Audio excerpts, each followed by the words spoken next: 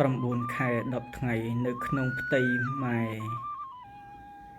កូនអើយ9 ខែ 10 ថ្ងៃជាពេលវេលាដែលម៉ែតែងតែទន្ទឹងរង់ចាំផ្លូវកូនចង់ឃើញមុខកូនចង់បីថ្នាក់ថ្នមកូនចង់ឮសំឡេងកូនយំចង់ដឹងថាមុខរបស់កូនកាត់ទៅរកពុកឬកាត់ទៅរកម៉ែកូនដឹងទេ9 ខែ 10 ថ្ងៃវាពិតជាយូរណាស់សម្រាប់ម៉ែដែលទន្ទឹងរង់ចាំកូនក្នុងកំឡុងពេល9 ខែ 10 ថ្ងៃកូនអើយម៉ែបានស្គាល់គ្រប់រសជាតិអស់ហើយម៉ែខំប្រឹងឆ្លងកាត់ឧបសគ្គគ្រប់បែបយ៉ាងឆ្លងកាត់ការឈឺចាប់ឆ្លងកាត់ការធុញថប់ឆ្លងកាត់ការនឿយណាយព្រោះម្ដាយចង់រក្សាកូនក្នុងផ្ទៃឲ្យមានសុខភាពល្អឲ្យកូនកើតមកមានភាពរឹងមាំកូនអើយ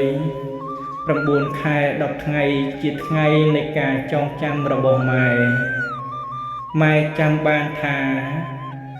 ចាប់តាំងពីកូនមកចាប់បដិសន្ធិក្នុងផ្ទៃរបស់ម៉ែមក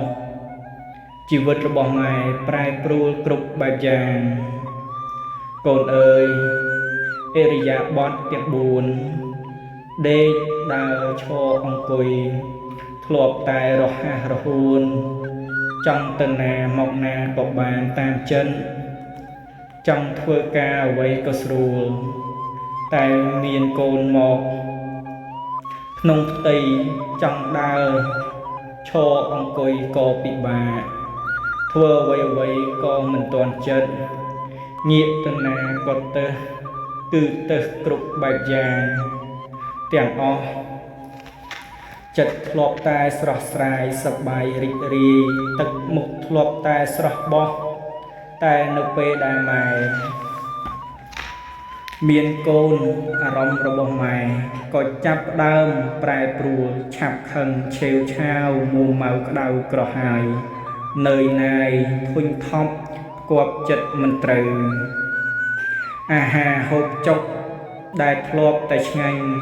ធ្លាប់តែចូលចិត្តបែរទៅជាលេបមិនចូលចេះតែរអើមរកកលតែវល់មុខក្អួតចង្អោចង់តែខ្យល់កោឈឺនេះឈឺនោះរកថាមិនត្រូវហូបក៏មិនបានសម្រាងក៏មិនលក់ព្រោះកូនធ្វើទុករាល់ថ្ងៃកូនអើយម៉ែធ្លាប់ជាមនុស្សមានសេរីភាពចង់ទៅណាគឺទៅបានគ្រប់កន្លែងក៏ព្រោះតែកូនស្ថិតនៅក្នុងផ្ទៃម៉ែសុខចិត្តបិទសេរីភាពខ្លួនឯងដើម្បីមើលថែ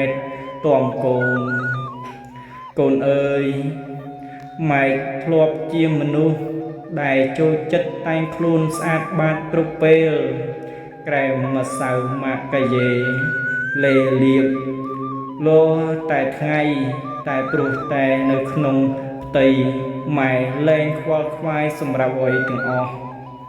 ម៉ែខ្វល់តែម្យ៉ាងគឺម៉ែខ្វល់ពីកូនអើយតាំងពីមានកូននៅក្នុងផ្ទៃម៉ែបានកែប្រែខ្លួនឯងច្រើនណាស់ម៉ែកែប្រែទម្លាប់ដែលធ្លាប់តែមិនសូវគិតខ្វល់ខ្វាយច្រើនបែរមកគិតច្រើនជាងមុនបារម្ភច្រើនជាងមុនព្រោះម៉ែគិតខ្វល់និងបារម្ភដល់អនាគតរបស់កូន